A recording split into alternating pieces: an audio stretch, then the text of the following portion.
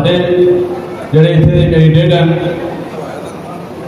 Sir Karan Singh ते Narendra Sharma ji, sari party के आए थे लीडर पीटर साहब, सारे डिस्ट्रिक्ट प्रेजिडेंट स्वर सिंह एंडी और सारे ही साढ़े जोड़े मातावां भैन बुजुर्ग इतने इस गर्मी में जाके बैठे हो। मैं अपनी पार्टी की तरफों सब तो पहला थोड़ा सारे का शुक्रिया अदा करता, धन्यवाद करता है कि इस गर्मी जाके सारी गल सुनने से इतने आयो। मैं थोड़ा सारे का वेलकम करता। अज बड़िया गल्लां कर रही हैं, गर्मी बहुत है, 4 या 2 मिनट गल करके अगे मैडम महबूबा मुफ्ती जी को सुनना चाहते हो और थोड़ा सारे आज की क्वेश्चन सारी वाजिया करेंगे। आज तो असं सिर्फ इतनी गल करना चाहते हैं कि आज 10 साल के बाद थोड़ी स्टेट के इलेक्शन होने जा रही है, जेडे कि इस सरकार ने मौजूदा सरकार ने यह स्टेट अपने को कैप्चर करके रखी हुई सी और 5 अगस्त 2019 इन्होंने जोड़ा साढ़े स्टेट के 370 और 35 वध अधिकार सन वो साढ़े को छीन ले और जेडे कि महाराजा हरि सिंह जी ने जोड़ा कि बहुत पुराना 47 तो कुछ 100 साल पहले इस वक्त उन्होंने दिता सी कि जोड़ा कि पंजाब में दूसरे लोग आके इतने जवाब लै जाते हैं और बड़े लोग बेरोजगार होते हैं। ये बड़ी बड़ी हिस्ट्री है, लेकिन इस मौजूदा सरकार ने इस बार 5 अगस्त 2019 एप्लीकेशन करके स्टेट तबाह कर दी थी और बड़े बड़े समझ पाग दसे कि असं थोड़ा एक काम करेंगे लवेंगे समझ पाग दस के, लेकिन उसके बावजूद की किया इन्होंने बेरोजगारी की थी, ड्रग्स मिलाया और जितने ठेकेदारी सिस्टम से बाद ठेकेदार लगे थे कि साढ़े जोड़े लोकल काउंसिल वो बेरोजगार लोग हो गए। आज ये हालत जो खराब है, कोई जवाब नहीं है, कोई सुनाई नहीं है। चुनी हुई सरकार के लोग मिनिस्टर को जाएंगे, किसी एमएलसी को जाएंगे, किसी एमएलसी को एमएलए को जाके पकड़ के कोई काम करवाएंगे। आज मेरी सेक्रेटरी लेवल की सरकार चल रही है, आज पब्लिक जाए तो जाए किसको जाए, कोई काम नहीं हो रही। लिहाजा इस वक्त एक मौका मिल गया था साड़ी leader party president madam Mehbooba Mufti ji ने जिस वक्त 5 अगस्त 2019 फिर वही टाइम आ गया कि तुसी पीडीपी से खुद के किसी घर खोल के 4 नंबर बटन दबा के पीडीपी को कामयाब करना है। पीडीपी की कामयाबी और सूरज साउथ की कामयाबी है।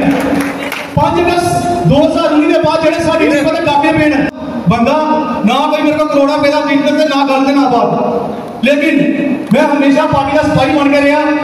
अज मैं फिर तुहाडे लोगों के यही अपील करना कि 1 तरीक को कलम तलवार के निशान से वोट पा के मैडम महबूबा मुफ्ती जी को नरेंद्र शर्मा को जिताओ। हमारी पार्टी के नामजद उम्मीदवार नरेंद्र शर्मा जी, करण सिंह जी और हमारे सीनियर लीडर यहाँ काफी बैठे हुए हैं। मुझे सामने काफी सारी मेरी बहनें, बुजुर्ग, नौजवान, सबको मेरा आदाब, मेरा नमस्कार।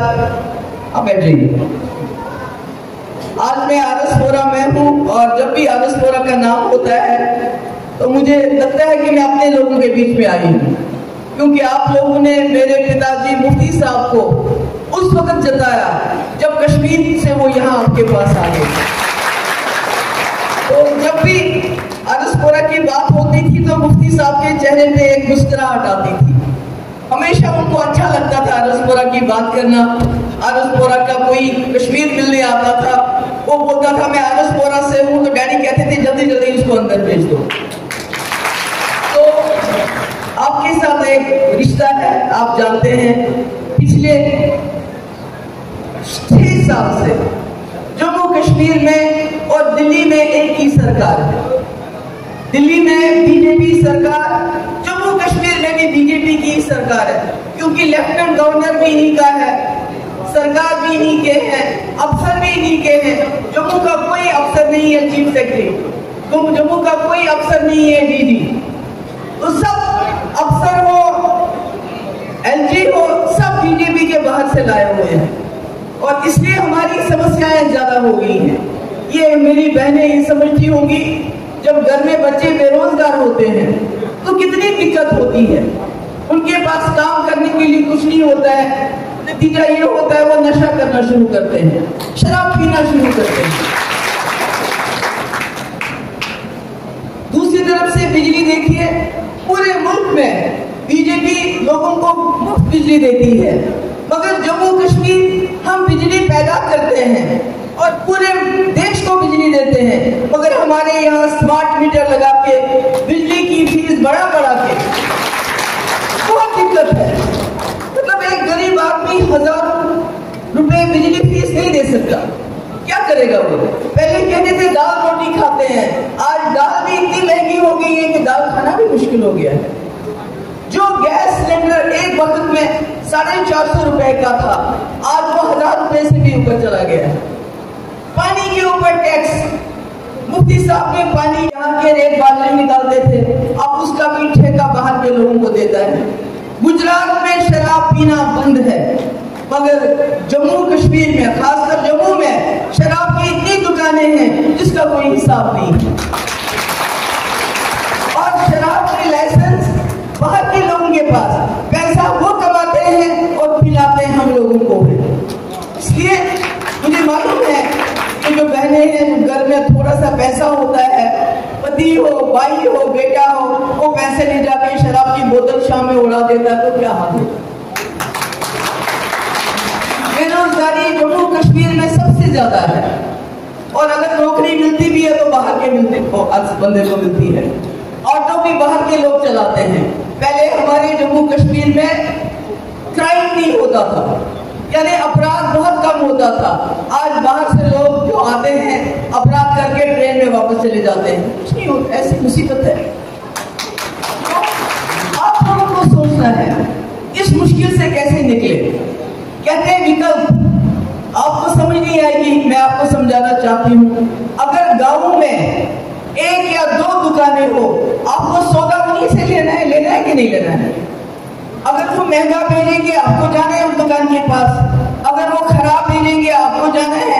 मगर अगर गांव में नई दुकान खुलती है, अगर नई दुकान खुलती है जो सस्ता सौदा देती हो, साफ चीज देती हो, अच्छी चीज देती हो, तो आपका फर्ज बनता है उस दुकानदार के पास जाना।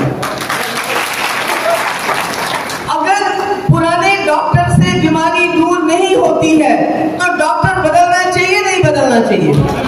बदलना चाहिए, चाहे वो छोटा ही क्यों ना हो, लंबी बड़ी पगड़ी वाला नहीं है ये, कोई बड़ा आदमी नहीं है ये, आपका अपना बच्चा है, यहाँ का रहने वाला है, आपके यहाँ का आदमी है, लड़का है, बेटा है, भाई है आपका। मैं कहती हूँ ये सबसे बहादुर है मेरे लोग।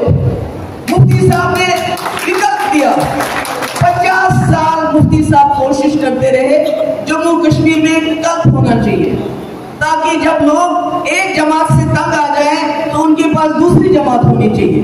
बड़ी कोशिश की कांग्रेस को विकल्प बनाने की, मगर जब कांग्रेस विकल्प के सामने आया, फारूक साहब ने जप्पी डाल दी राजीव गांधी जी को, और वो जो विकल्प था कांग्रेस, उसको नेशनल कॉन्फ्रेंस की जेब में डाल दिया। तो फिर मुफ्ती साहब को पीडीपी बनानी पड़ी। कॉलेज जितने कश्मीर में उतने जम्मू में, रहबर तालीम टीचर जितने कश्मीर में उतने जम्मू में। जो रहबर तालीम टीचर हजारों की तादाद में लगे, किसी को पैसा नहीं देना पड़ा, आपकी बिजली सस्ती थी उस वक्त, और सबसे बड़ी चीज कश्मीर में शांति हो गई, अच्छा माहौल हो गया, मुसीबत बंद हो गई। मगर आज आपने देखा 6 साल से बीजेपी की सरकार है, और आपने देखा महंगाई बढ़ गई, बेरोजगारी बढ़ गई, शराब ज्यादा हो गया, नशा ज्यादा हो गया। जो हमारा काम है, बाहर से ठेकेदार आते हैं, उनको काम मिलता है, यहाँ के लोगों को काम भी नहीं मिलता है। ये है बीजेपी का राज।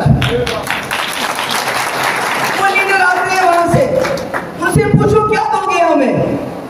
अभी मैंने सुना बुलडोजर बाबा आ रहे हैं आपके इलाके में, जानते हो ना बुलडोजर बाबा कौन है?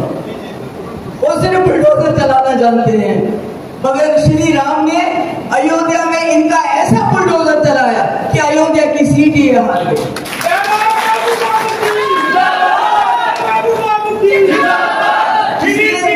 इसलिए आपको जब वो आए तो उनसे पूछेगा कि आपने अयोध्या का जो मंदिर कैसा बनाया कि अभी बारिश हुई तो पानी अंदर आ गया। उनसे पूछेगा उस पवित्र मंदिर में कैसे एक दलित बच्ची का गैंग रेप हो गया और आपने कुछ नहीं किया आज तक। पूछिए इनसे, पूछिए जब हमारी पहलवान बच्चियों के साथ जाती हुई, जिस बंदे ने जाती की उसको आपने जेल में क्यों नहीं डाला? पूछिए, पूछिए इनसे। राम रहीम जो अपने आप को कहता है, जिसने लड़कियों का बलात्कार किया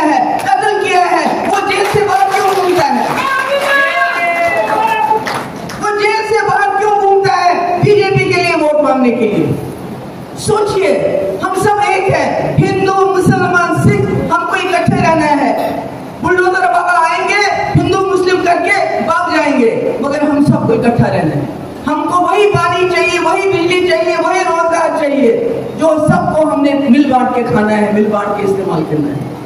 इसलिए मेरी आपसे सबसे गुजारिश है, आप मुफ्ती साहब को जानते हो, आप मुफ्ती साहब की जमात को भी जानो, उसको भी पढ़ो। इस